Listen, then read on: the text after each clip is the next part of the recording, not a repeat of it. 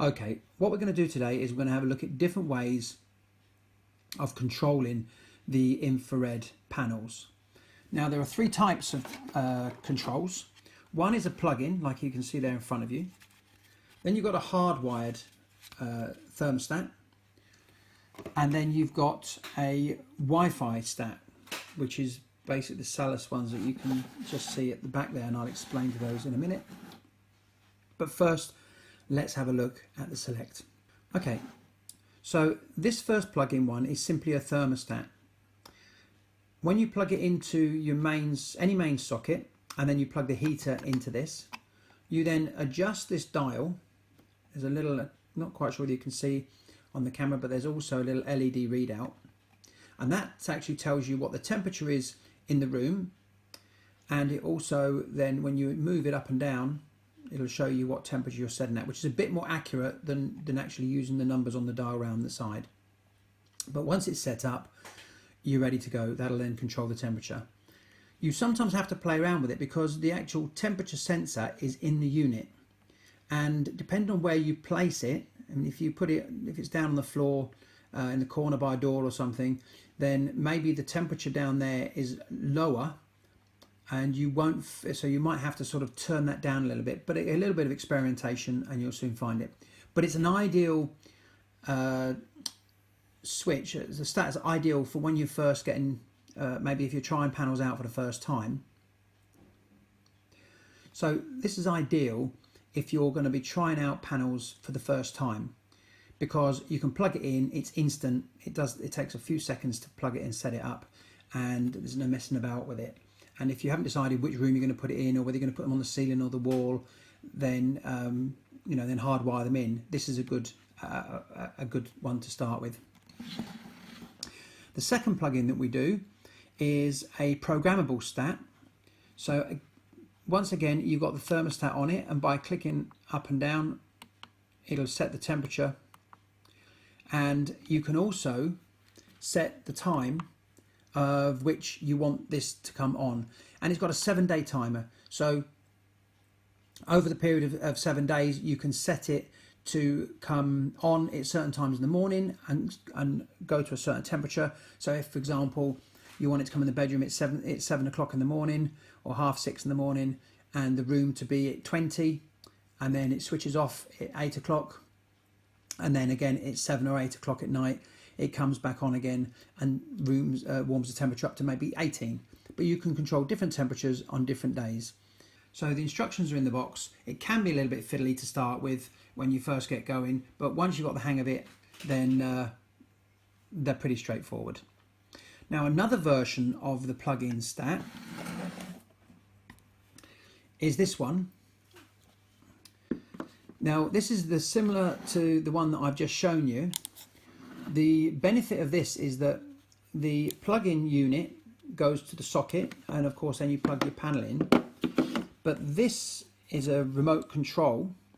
It's wireless, so you can hang it on the wall, or it comes with a base as well.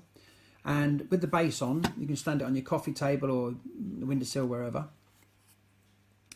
Now this again can program up to 7 days. You can have it different temperatures on different days. Not too sure whether you can see the inside of that. Might be a bit better. So it shows you the current temperature in the room, the temperature that the unit is being set to, the target temperature, and that's the time. And then the P there indicates the program. So if you want it to come on, as I said, it's 7 o'clock in the morning and go off at 8, come on again at 7 o'clock in the evening and go on off at 10.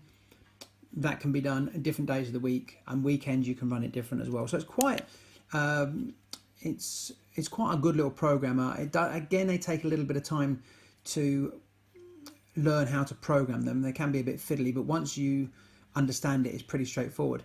The beauty of this one, of course, is that you can do this sat down in your armchair, whereas the plug-in one without the remote control, you've got to be down on your hands and knees, or like what we do, is put it into an extension lead, set the programming up, then take it off, and then plug it in to the wall.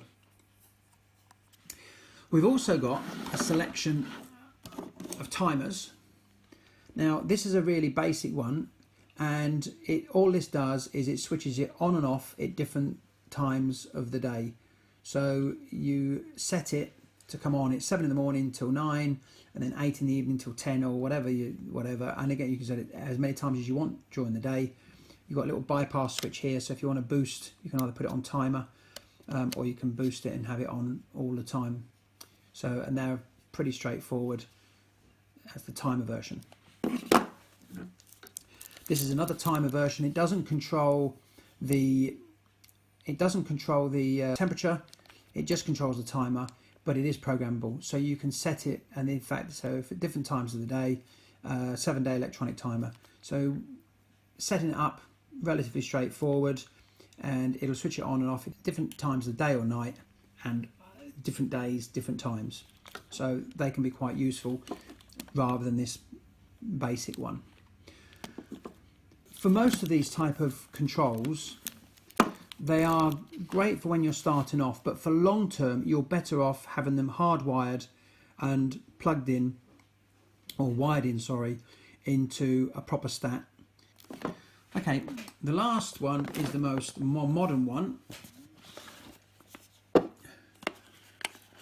These, once again, they plug in to the wall socket, and then you plug your unit into this. But with this one, this will work with Amazon Echo or the Google, whatever the Google one's called, but you can actually voice activate the unit on and off. And you also get an app that can go onto your iPad or your tablet or your smartphone, which allows you to turn it on and off. Again, you can set times so it can come on at certain times in the morning and certain times in the evening. You can also have a countdown timer, so you can switch it on, and then once you've switched it on, it'll go off after 10 minutes or 20 minutes or an hour or 3 hours, whatever you set it for. So there's a countdown timer or a programmable timer. It doesn't do the temperature, so again, this is timer based, but it's a good start off when you're first using the panels until you're sure where you want to place them and how you're going to use them. This is an ideal little tool. And some people don't use a thermostat at all. They literally just have them on at certain times of the day and just keep them running.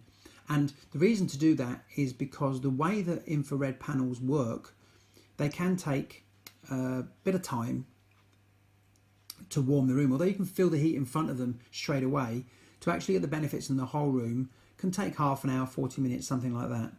So with a timer as opposed to a thermostat, you can have it set sort of an hour before you're due to go in the room.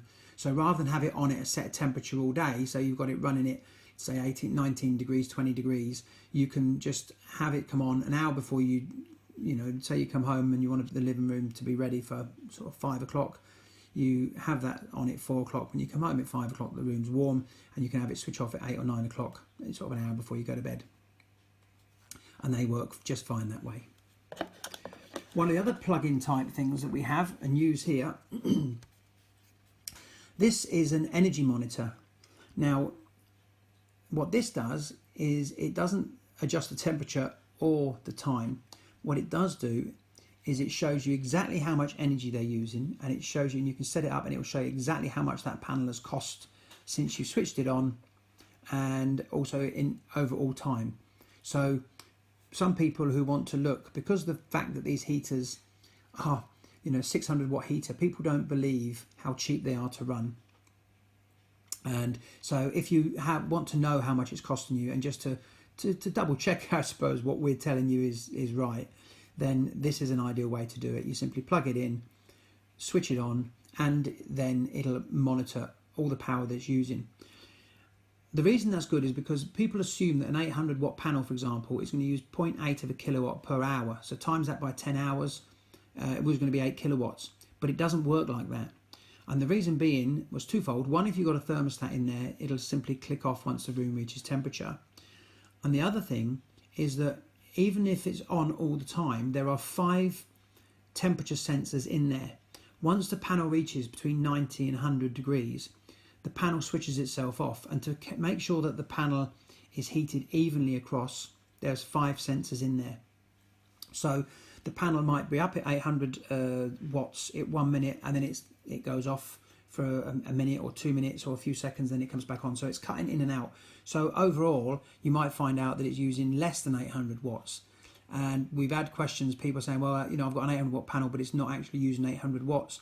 And that is because, you know, it's reaching its temperature, it's doing its job perfectly. And obviously, if you're not using 800 watts, it's costing you less. So it's all good.